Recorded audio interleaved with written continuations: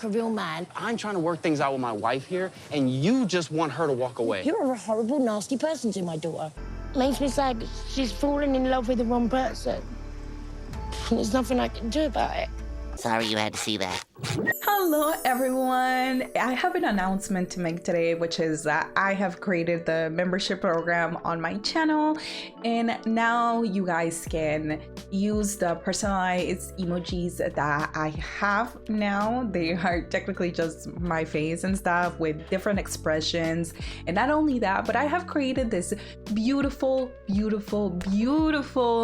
heart cactus shape badges that will go right next to your name. So anytime that you write a comment or we're on a premiere or a live stream, the badge will pop up right next to your name depending on the months that you have been on the member program. I wanted it to be something aligned with what I love, which is plants. So I have decided that it was going to be a heart-shaped cactus.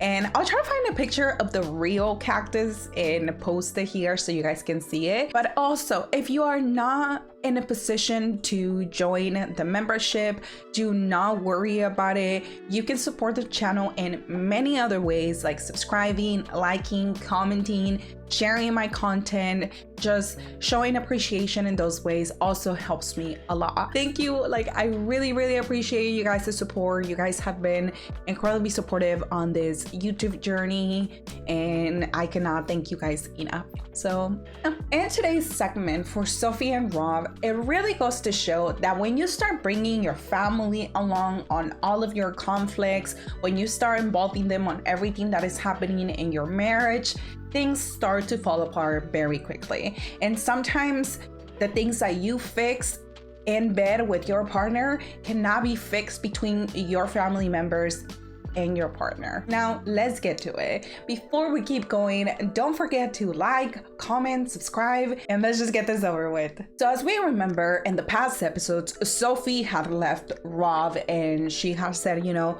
that she ruined their relationship. Rob and Sophie had the internet divided, thinking that we were siding with Rob or siding with Sophie. Who are we siding with? And today, Sophie has had the bright idea to bring her mom along to a meeting with Rob. Last night, my mom told me that she wanted to talk to Rob and just confront him about how he's been treating me lately. Confront him? Why, Sophie? Why? We know how the meetings between you, Rob, and your mom go, and this is gonna go horrible. Why will you do this willingly? She hopes that her mom would knock some sense into him. The same woman that one episode was super in love with her boyfriend, and then the next episode she was calling him rubbish in bed. That woman. Sophie then tells her mom that Rob shared with Turai that he thinks she's using Rob, and she thinks that's weird because she's cool with him. Sophie, Turai is Rob's friend, not yours. I'm pretty sure that you have talked crap about Rob with Kay, just like you're doing it with your mom. No, that's not true. That's Rob manipulating again. Claire then tells her that obviously Rob is not telling him the entire story, and that's why he supports Rob.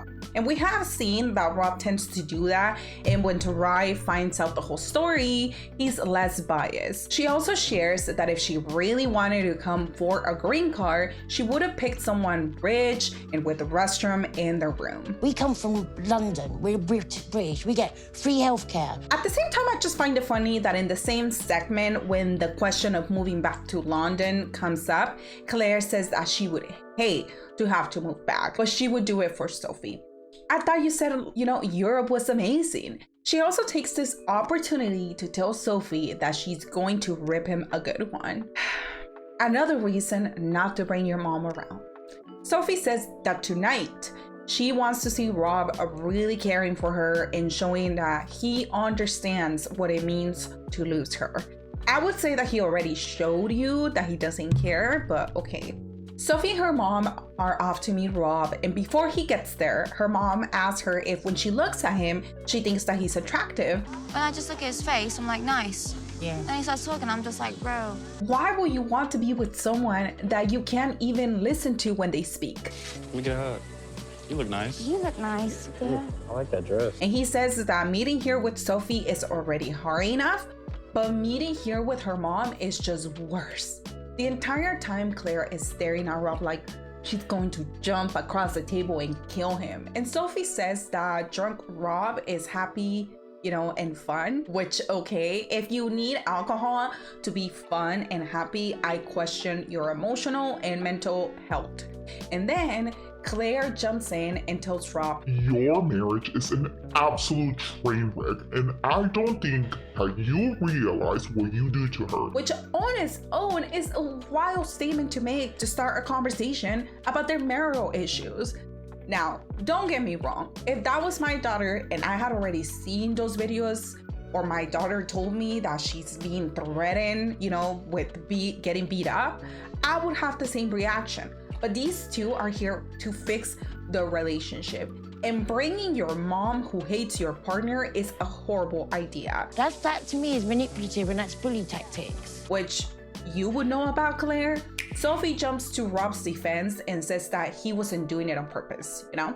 And Rob quietly goes, yeah, I wasn't doing it on purpose. But Claire turns to Sophie and tells her to stop. Bullying. Look, as soon as he's in front of you, you're melting again. Give the man a chance to talk. You wanted this to be a conversation. You wanted to convince him to change and be a better man for your daughter. And you think that by attacking him and not allowing him to talk, you're doing a great job? I have really tried to be better. She walked out because she couldn't take another minute in that house of being put out. Again, two things can be true at the same time. Sophie did walk away, but you also didn't do much at changing. And that's why she left. And Claire tells him that the only reason she walked out is because she couldn't take another second of living in the same house with you. And then she chooses the worst example against him. This morning, you had to tell her that your friend thinks she's using you for a green card. When Tarai said that Sophie was using him, Rob said that he didn't think that. And even if that was the case, he said that he wouldn't care because she already played him. You know, she did a great job.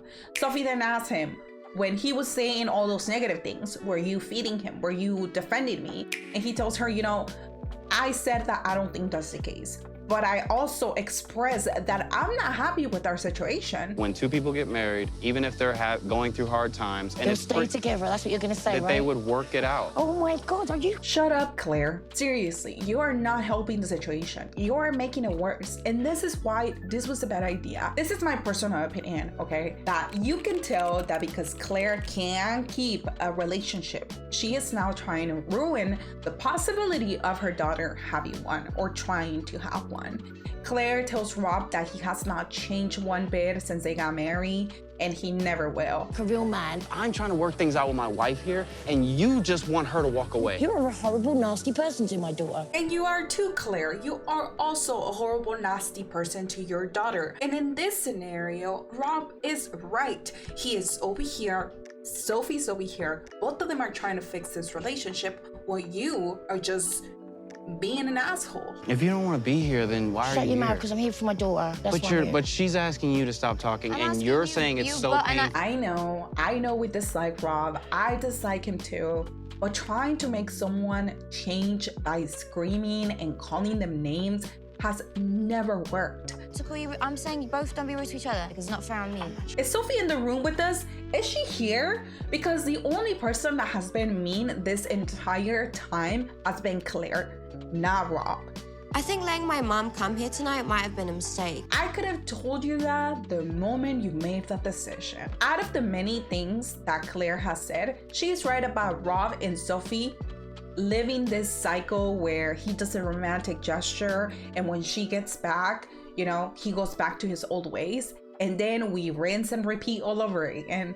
And now she's telling Rob that she does not think Sophie should stay with him to protect her mental health. And Rob tells her that, well, at the end of the day, you're going to have to sit back and watch. Yeah, Aren't I you? don't have to sit back because You are gonna have to sit back you want to because bet? you cannot. Oh my God. So this is what this is all about. Claire just wants to get her way. Claire just wants to be right. All across. She doesn't care about her daughter. She just cares about winning. Just look at Sophie's face, guys. Like, she's so checked out. And then according to Claire, no father would sit here and allow a man like him to treat their daughter like this. And that's why she's standing up for her, because her father is not in her life. And Rob tells her, I don't know how many good men you've been around, so I don't think you have the best. That's why I've got an experience. None. So how the hell do you know what a decent guy is? I'm sorry, but that shit was funny. And he's right. How does she know what a decent guy is if she has never had those experiences? And yes, maybe she looks at those experiences and goes, let's not repeat it again. But at the end of the day, we are more prone to repeat cycles that we are familiar with. So after Sophie didn't do crap to stop her mom from demeaning Rob over and over again, she is telling Rob that she tried to shut it down.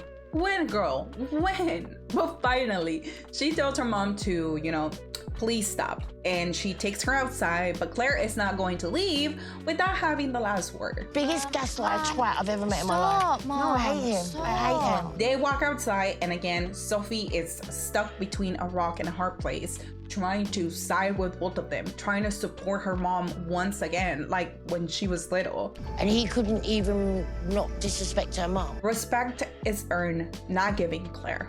And then when she goes over to Rob, he tells her that he thinks it would be better for him and her mom to have a meeting after Rob and her are in a better place. I tried to give an honest answer, and she didn't like It's not fair that. to put me in the middle of this I situation. didn't put you in the middle of it. And he's right. The only person that made this meeting worse was Claire. That's all. Whew, that was a lot. That was a lot. And since we're on the topic of shitty parents, let's talk about Patrick. Last episode, after we were reminded again that Patrick's dad loves his money more than his son, now they are going back home, and John and Thais agree that they don't want to have the party at the ranch because it's just too expensive. John then asks Patrick, why don't you want to have the party there? And Patrick says that he doesn't want to pay all this extra money just to have some rocks on the floor for the party. John is like, well, yeah, he wants to fix up the house. I think he was just thinking, well, why pay a random place money when you can use that money to fix my ranch? And Patrick says, well, I think he's thinking, why pay another place to have the party when we can just fix up my house and have the party here, which is, yeah. And here, Patrick shares that one of the main reasons why he allows his dad to take advantage of him is because he lost his mom last month. And, after understanding the reality of death, I don't have a lot of chances to spend with my dad. And so, yeah, like anytime I see my dad, I want to take full advantage of it and help him any way I can. Thais tells Patrick that her dad would have never charged any of them for a party. And she cannot understand why Jose does that when they are technically doing him a favor by paying rent on an apartment that they don't even use, and one that he uses regularly to wash his clothes. John is like, wait, he uses the apartment while you guys are gone?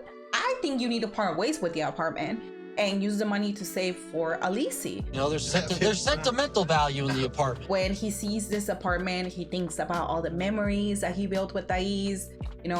Even though Thais sees it as a waste of money, he sees it as a helping hand to his dad. It is the next day, and now Patrick, Thais, John, and Alicia are on their way to dinner with both families, and they're all nervous.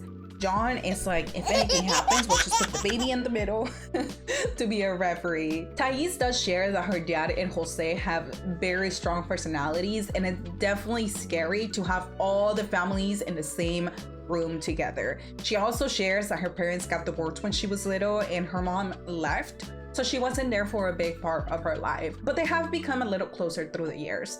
The moment that Jose arrives and says hi to John, there was a connection that no one can deny.